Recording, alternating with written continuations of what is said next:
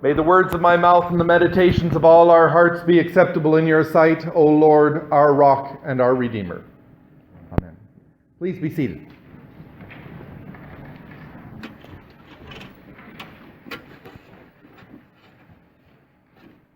Merry Christmas, everyone.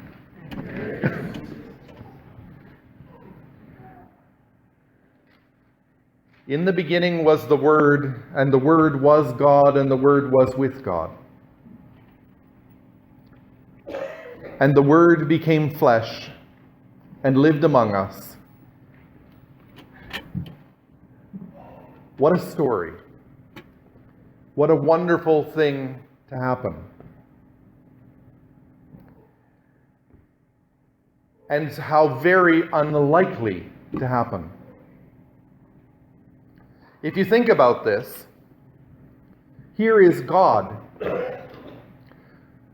the very voice of God that created us, that created everything, came into the world as flesh, came into the world as a baby to be cared for by us.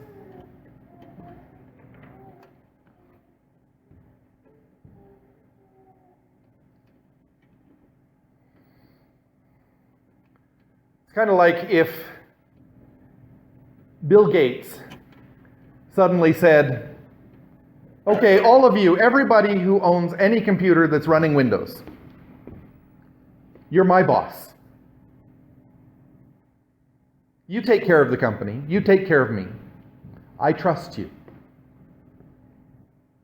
Everything you say, everything you do, we'll do.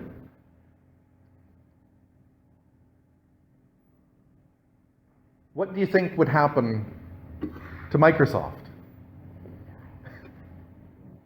And do you think Bill Gates could actually do that? Could bring himself to say, I'm going to just turn it all over to you. You take care of me now. I don't think so. Think of any other large company like that with a person at the head, one person. Just saying, here you go. You take care of me. I'm going to give up all control for a while and absolutely trust you with my own life, with the life of my company, with everything that I have worked to accomplish.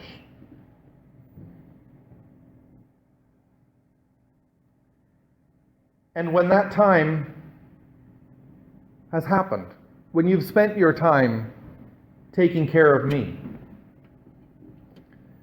then for everything, not for the stuff that happened while you were taking care of me, but for everything that's happened before,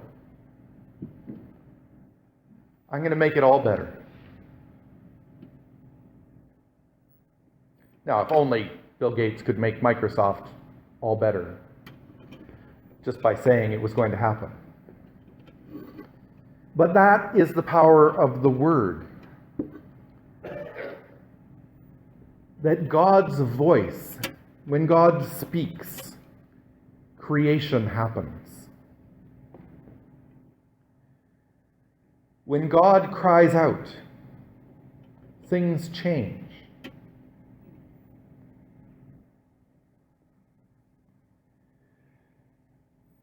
And God came to dwell among us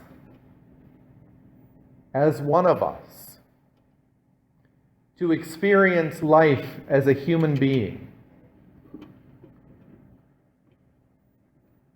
to walk the dirt roads of Palestine, to suffer hunger and thirst, to live without shelter, and as a baby to flee for his life.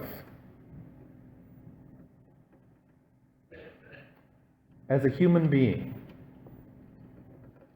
in our care.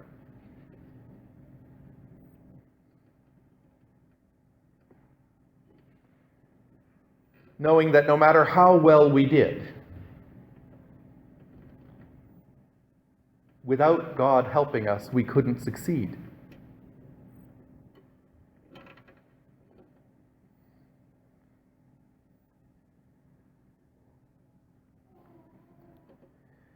To me, this is a moment when the world changed.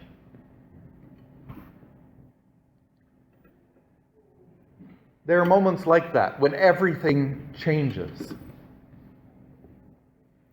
When God chose to become a human being and to walk among us, to be carried by his mother among us, to be nursed, to be fed, to be hungry, the world changed.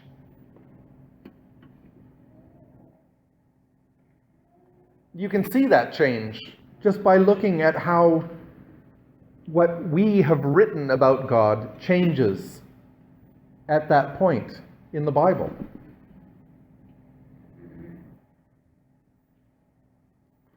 Before that, God is always there. God is always powerful. And God acts directly in the lives of those that follow him. And God punishes those who go against him. And there's a lot of vengeance. Not so much after Jesus. There's a lot of forgiveness. There's a lot of love. There's a lot of compassion. All of those are there before, but the balance has shifted. There is more humanity to God. The good kind of humanity, not the bad things we do to each other, because we can be pretty awful. But we can also be pretty nice when we care for each other, when we look out for those who don't have what we do. And that's the shift that we really see.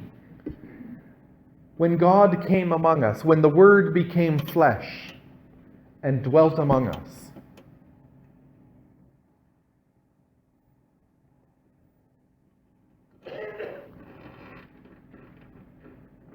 So, Christmas, the birth of Christ, is not just a miracle because God was born. But it's a miracle because God experienced life as a human being.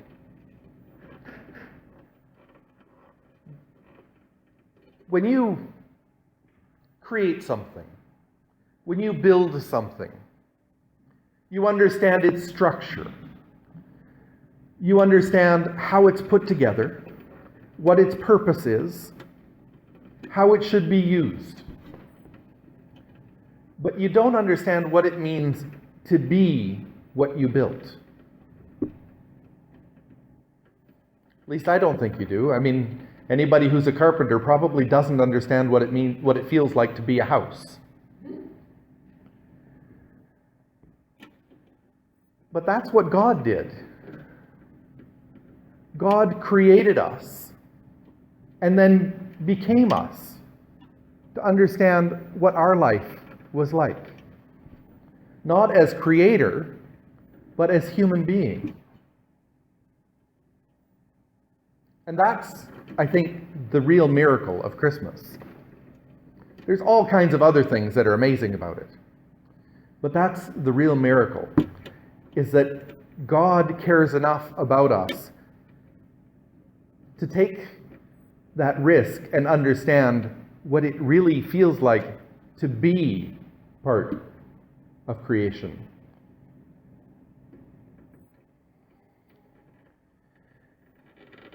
And on top of that, he didn't just become an adult. He became a baby, helpless and in our care.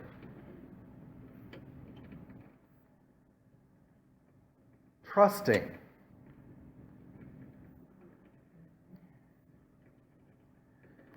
If God can trust us to take care of him, we should be able to trust God to take care of us. And we should be able to find it in ourselves to take care of each other in that same way. And that's, in my understanding, what Christmas is all about. It's an absolutely joyful time. It's wonderful. It's glorious. And it is so full of the grace of God. It's full of love and compassion. And it's full of need. It's full of hunger.